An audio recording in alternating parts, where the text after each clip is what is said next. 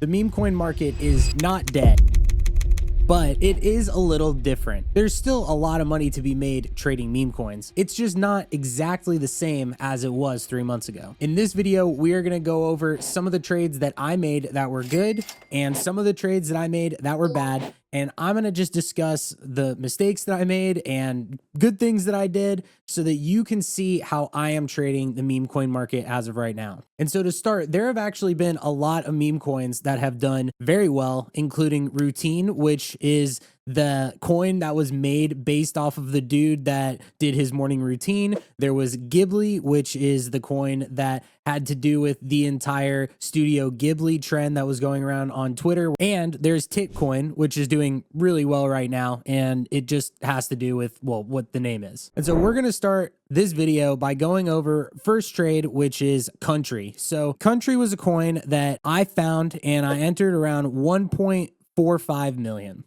And I saw it pop up and I thought to myself, like, what is this? Because it had a lot of volume. And so I went on Twitter and I looked it up, and sure enough, it was this new Twitter trend. And it's very similar to the trends that we saw with Routine and Ghibli and that kind of thing. And so you see like a lot of these random accounts that are getting tons of engagement, and it's just get me to God's country. And this is the whole trend.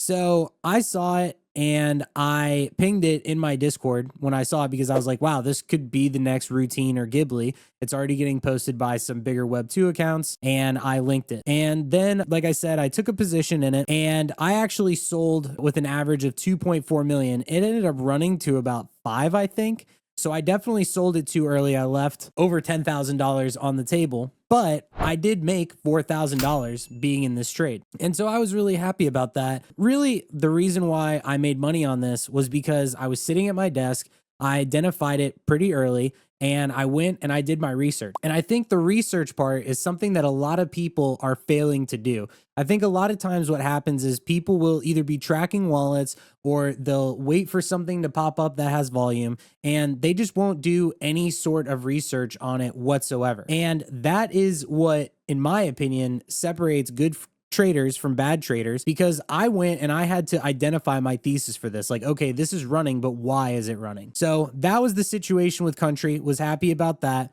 The next was this anime coin today. I made $2,400 trading this coin. And this was a coin that was actually similar to Ghibli, I believe, where there's this new thing where you could put a picture into Grok and it would like turn it into anime, right? And so there were a lot of people that were buying it. They were buying it and it ran all the way to 1.8 million. And then I decided that I was going to buy the dip here. So I bought this dip. It kept going lower, so I DCA'd a little bit lower. And then there was like a God candle because a wallet that I track, he ended up buying and then it mooned and I sold into his candle because he absolutely pumped the shit out of it. I actually traded this twice. So I put like a couple SOL in here and I tried to trade it and I didn't really like it. So I got out. So my entire 80 SOL that I bought into this wasn't all at the same time. But this was an example of how you can sometimes dollar cost average into coins. Like people always ask me, they'll say, why do you buy so many times? And it's like, because I don't like to just, if I'm planning on buying 50 SOL of something, I don't want to just buy it all at once. I like to spread it out so that, hey, maybe if it goes lower, I can get a better average lower. And if it goes higher, then I can just sell, because you don't really know what's going to happen all the time with these things. The thing is that dollar cost averaging these days is very sketchy. It is something that I have always done, whether it's like majors or meme coins or anything like that. And it has been a strategy that I have liked to use. The problem is that it doesn't really work as much as it used to, but I do sometimes go back to the old way that I like to trade, which is, oh, okay, this hit 1.8 million. It dumped all the way down to 600K. It should bounce. Now, there was another coin today, for example, this NMAX coin, where I lost $3,600. Why did I lose $3,600? Well, this was a coin that had to do with this NMAX stock that got listed. And this was yesterday. So apparently the price was $10 and then it mooned to $210 in like 24 hours. And so, of course, in the meme coin world, people decided that they were going to make a coin about it. I actually did trade this successfully. I bought it right around here and I sold it and I did make money on it, but I ended up buying back in because it mooned to 1.5 or 1.6 million. And I was like, okay, like this should bounce. So I ended up buying and I had an average of like 400K, but it just continued to dump and it continued to dump. And so I ended up losing money on this because I bought back in and because this coin really didn't have a bounce. It's hard these days because, for example, everyone needs to come up with their own strategy when it comes to trading meme coins. And what's funny is that these days, not every strategy is going to work exactly the same.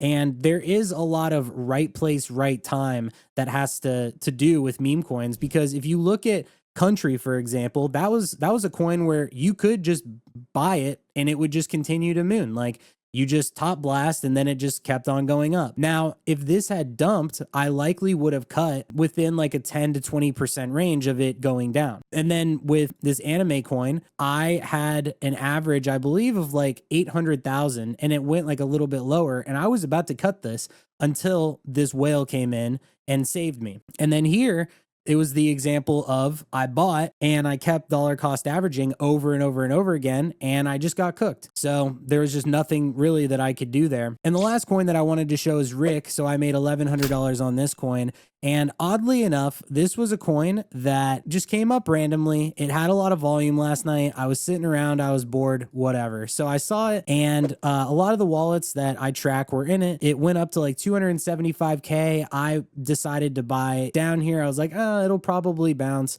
And so I had an average of like 111K. And then what happens? This person named Gake ended up coming in, bought it, and then it mooned all the way to 450K. Now, I sold the minute that I saw this happen, but it was really nice that I was able to get out of this coin because like an influencer decided to go out and buy it. And so these days, if you're trading the meme coin market, there's a couple different things that you need to be doing. One, which is tracking Twitter. So you have to have a Twitter tracker so that you can see all of the things that are happening, because a lot of the coins that are running these days are very news based. Like they're very much so like this happened, or like with NMAX, like it was very much dependent on the stock, like, and people started talking about it. And so once everyone started talking about the stock, of course, they were going to make a meme coin about it. And then the other thing is having a list of wallets that you track. Now, I have a curated wallet tracker of accounts that I really like. Everybody that is a part of Canto Labs, which is my group, they all have access to the same wallet tracker that I do. And we constantly update it together as a group. One thing that I'll say about tracking wallets, especially today, is that just because you're tracking a wallet does not mean that you should copy trade it. What I personally would recommend is using a wallet tracker for Confluence. You want to see if there's a lot of different people, like big names, profitable traders that are in a coin, but that still means that you have to go out and do your own research about a certain coin, because if you don't, you can't just put all of your blind faith in saying like, oh, this person bought, I'm going to buy in because they do, because that's actually how most of the people that are trading this market right now are also thinking. And it matters a lot more so when people sell than when they buy, because yes, like, of course, if a coin is doing well and it's running and you know, oh, there's like a couple of people in, well, what happens when some of these big names start to dump their huge bags? A lot of times when people buy into a coin, they do it because they see somebody else bought into it. And then when people sell, the coin just dies because they're like, oh, this influencer sold, like I'm out. So there's a lot of different things that you have to do these days. But one of the biggest mistakes that I would say that I am personally making these days is that I am sizing way too hard into trades. And I actually think that these days it makes more sense to trade with less money and to try to hold a little bit longer rather than to be sizing into different coins. Because like at this point that I bought into this trade again, like I think I had like 70 or 80 SOL in it, like, and this was at 300K. So that was like a lot. And it was because I really thought that it was going to bounce.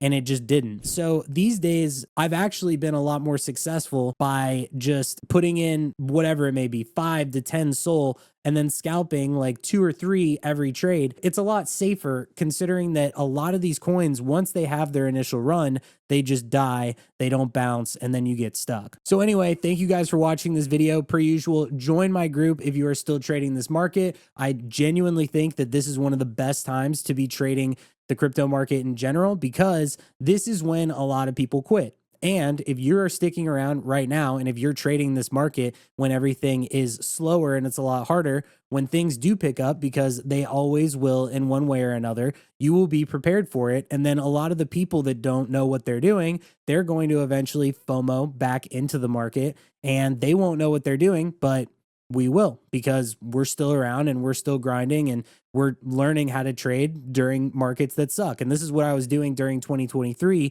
when meme coins were popping off on ETH. And that was like during the whole Pepe run and all that kind of thing. So per usual, drop a like and a comment down below. It always helps with the video. Take it easy.